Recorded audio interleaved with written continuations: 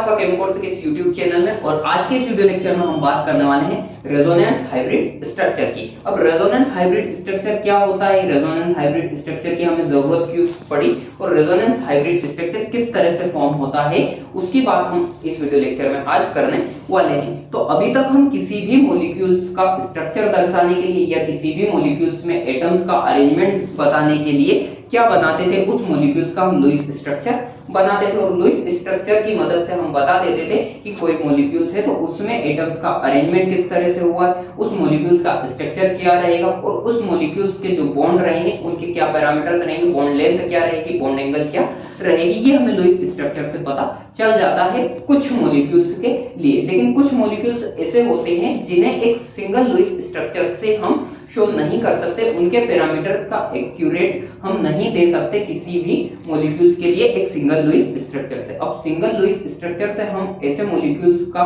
Bond parameters की बात कर ले हम या बॉन्ड एंगल या बॉन्ड लेंथ की बात कर ले, वो एक्यूरेसी से हम नहीं निकाल पाते। तो क्यों नहीं निकाल पाते उसकी बात भी हम आज इस वीडियो लेक्चर में यहाँ पे करने वाले हैं। तो चलिए हम लेक्चर को शुरू करते हैं। तो रेजोनेंस हाइब्रिड स्ट्रक्चर वे स्ट्रक्चर होते हैं जिनकी मदद से हम किसी भी मॉलिक्यूल्स के लिए बॉन्ड पैरामीटर जैसे कि बॉन्ड लेंथ हो गई, बॉन्ड एंगल हो गया, बॉन्ड ऑर्डर हो गया, उसका एक्यूरेसी से पता करते हैं। एक्यूरेसी से हमें वो बॉन्ड पैरामीटर देता है कौन, रेजोनेंस हाइब्रिड स्ट्रक्चर किसी एक पर्टिकुलर मॉलिक्यूल्स के लिए। तो पहले हम एक एग्जांपल लेते हैं और फिर हम देखते हैं कि उस एग्जांपल के लिए हमें रेजोनेटिंग हाइब्रिड स्ट्रक्चर या रेजोनेंस हाइब्रिड स्ट्रक्चर बनाने की जरूरत क्यों पड़ी। तो हम एक एग्जांपल यहाँ पे ले लेते हैं। हम एग्जांपल ले लेते हैं यहाँ पे ओजोन के मॉलिक्यूल्स का, O3 के मॉलिक्यूल्स का हम एग्जांपल यहाँ पे ले लेते हैं। और इस मॉलिक्यूल्स का हम पहले लुईस स्ट्रक्चर बनाते हैं। लुईस के अकॉर्डिंग ओजोन के मॉलिक्यूल्स का स्ट्रक्चर क्या होता है, देखिए हमें पता है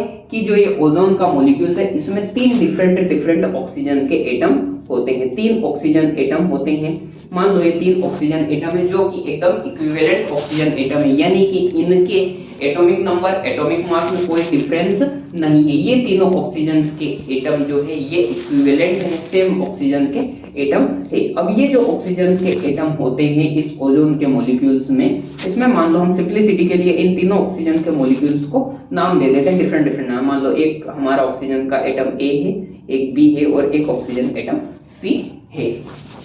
अब जो ओजोन का मॉलिक्यूल्स होता है, इस ओजोन के मॉलिक्यूल्स में 2 ऑक्सीजन के एटम के बीच में डबल बॉन्ड होता है, क्योंकि ऑक्सीजन का मॉलिक्यूल्स जो होता है वो कैसे फॉर्म होता है, ऑक्सीजन O2 का जो मॉलिक्यूल्स फॉर्म होता है, O2 के मॉलिक्यूल्स में हमें पता है डबल बॉन्ड होते हैं ऑक्सीजन के बीच में, और ये मॉलिक्यूल्स स्टेबल हो जाता है।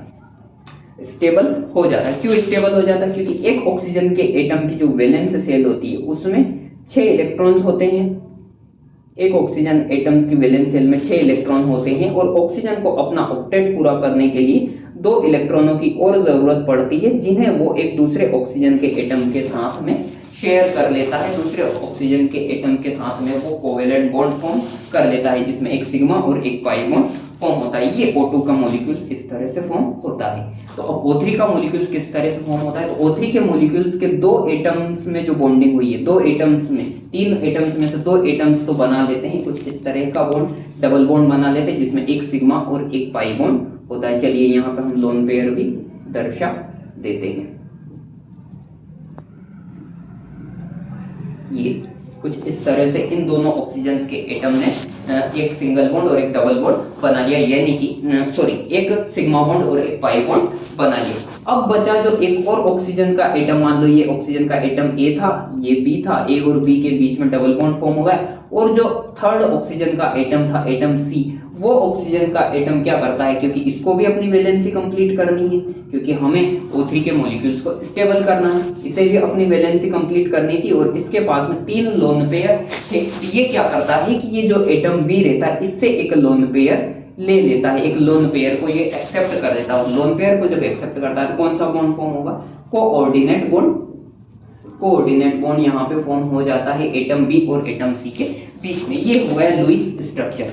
लेकिन क्या होता है कि इस लुईस स्ट्रक्चर से हम इस ओजोन के जो मॉलिक्यूल्स है, इस ओजोन के मॉलिक्यूल्स का कंप्लीट हम इसका आइडेंटिफिकेशन नहीं कर सकते, इसे कंप्लीट हम एक्सप्रेस नहीं कर सकते इस सिंगल लुईस स्ट्रक्चर की मदद से। क्योंकि आप देखिए कि यहाँ पे एटम ए और एटम बी के बीच में डबल बॉन्ड है, जबकि एटम बी और एटम सी के बीच में सिंगल बॉन्ड है या कोऑर्डिनेट बॉन्ड है। ये बॉन्ड चेंज भी तो हो सकते हैं, क्योंकि एटम ए और एटम बी के बीच में, एटम ए और एटम बी के बीच में एक कोऑर्डिनेट बॉन्ड बन सकता है और एटम बी और एटम सी के बीच में डबल बॉन्ड बन सकता है। कुछ इस तरह का भी स्ट्रक्चर ये हो सकता है। तो एक सिंगल लुईस स्ट्रक्चर से इस पूरे ओजोन के मॉलिक्यूल्स को एक्सप्रेस करना, इस पूरे ओजोन के मॉलिक्यूल्स को आइडेंटिफाई करना या इस पूरे मॉलिक्यूल्स के हम सारे पैरामीटर्स को बता पाना पॉसिबल नहीं था लुईस स्ट्रक्चर की मदद से। तो ऐसे जो स्ट्रक्चर रहते हैं, डिफरेंट डिफरेंट जो स्ट्रक्चर रहते हैं जिनमें बॉन्ड की पोजीशन डिफरेंट डिफरेंट रहती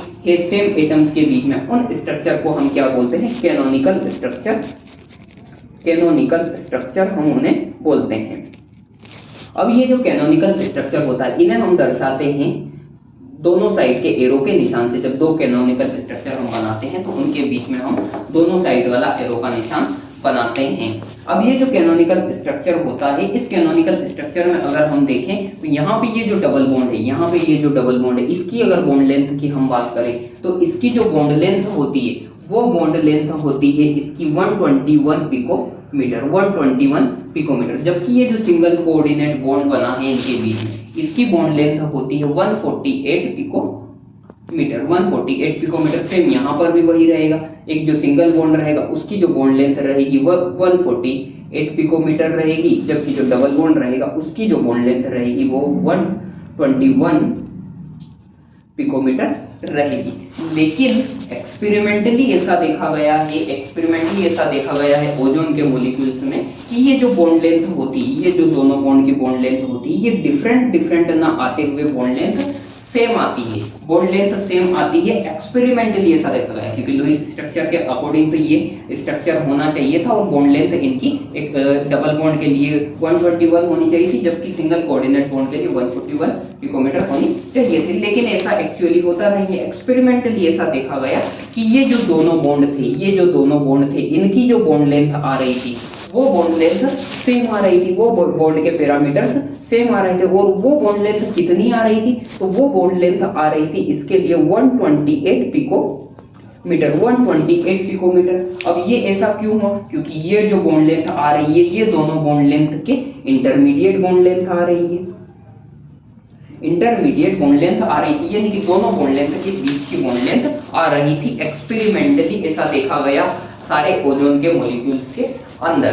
तो साइंटिस्ट ने फिर क्या किया? साइंटिस्ट ने जब एक्सपेरिमेंट किए और आगे, तो उन्होंने पाया कि ये जो डबल बॉन्ड और जो ये सिंगल बॉन्ड था, ये बॉन्ड क्या करता है? ये डबल बॉन्ड पार्शियली ब्रेक हो जाता है, पार्शियली यहाँ से ब्रेक हो जाता है, और ये जो सिंगल बॉन्ड था यहाँ पे एक पार्शियली बॉन्ड फॉर्म हो जाता है। और अब स्ट्रक्चर पार्शियली ब्रेकिंग और पार्शियली बॉन्ड फॉर्म के बाद कुछ इस तरह से दिखने वाला था।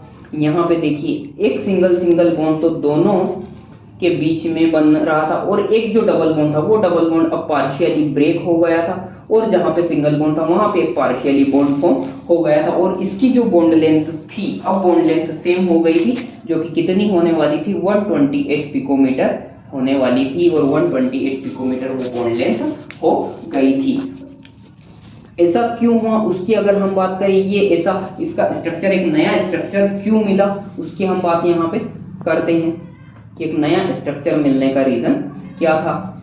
तो एक नया स्ट्रक्चर मिलने का रीजन ये हुआ यहाँ पर कि अगर हम इन मॉलिक्यूल्स के इन स्ट्रक्चर्स में देखें, इन लुईस स्ट्रक्चर्स में देखें, तो यहाँ पर बैलेंस नहीं था, यहाँ पर बैलेंस नहीं था। किन चीजों का बैलेंस नहीं था? यहाँ पे जो बॉन्डिंग इलेक्ट्रॉन थे, बॉन्डिंग इलेक्ट्रॉन्स थे एटम्स के, उन बॉन्डिंग इलेक्ट्रॉनों के बीच में बैलेंस नहीं था। यहाँ पे जो बॉन्डिंग इलेक्ट्रॉन थे, 4 बॉन्डिंग इलेक्ट्रॉन्स थे, 2 बॉन्ड के बीच में 4 बॉन्डिंग इलेक्ट्रॉन्स थे, जबकि यहाँ पे सिर्फ 2 बॉन्डिंग इलेक्ट्रॉन थे बी और सी के बीच में। उसके बाद में नॉन बॉन्डिंग इलेक्ट्रॉनों का भी बैलेंस नहीं था। यहाँ पे जो नॉन बॉन्डिंग इलेक्ट्रॉन्स थे इस एटम्स के बीच में, वो non bonding electrons 4 non bonding electrons थे, जबकि यहाँ पे 6 नॉन बॉन्डिंग इलेक्ट्रॉन्स थे।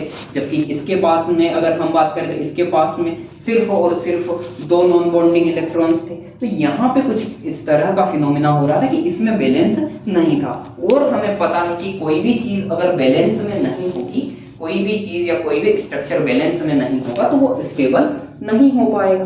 स्टेबिलिटी के लिए कोई भी चीज को बैलेंस होना पड़ेगा और ये मॉलिक्यूल्स का स्ट्रक्चर बैलेंस नहीं था। तो इसे बैलेंस करने के लिए ये मॉलिक्यूल्स अपने आप को एक नए स्ट्रक्चर में ढाल लेता है और वो नया स्ट्रक्चर कुछ इस तरह से फॉर्म हुआ हमारा। और इस नए स्ट्रक्चर में हमने देखा कि यहाँ पे 100% बैलेंस था। यहाँ पे सारे मॉलिक्यूल्स के सारे एटम्स के बीच में जो बॉन्ड पेयर थे वो सेम थे, बॉन्ड पेयर के इलेक्ट्रॉन्स थे सेम थे, नॉन बॉन्डिंग इलेक्ट्रॉन सेम थे, बॉन्ड लेंथ भी इनकी सेम थी, जबकि यहाँ पे बॉन्ड लेंथ डिफरेंट थी, बॉन्ड ऑर्डर यहाँ डिफरेंट था, यहाँ बॉन्ड ऑर्डर सेम था।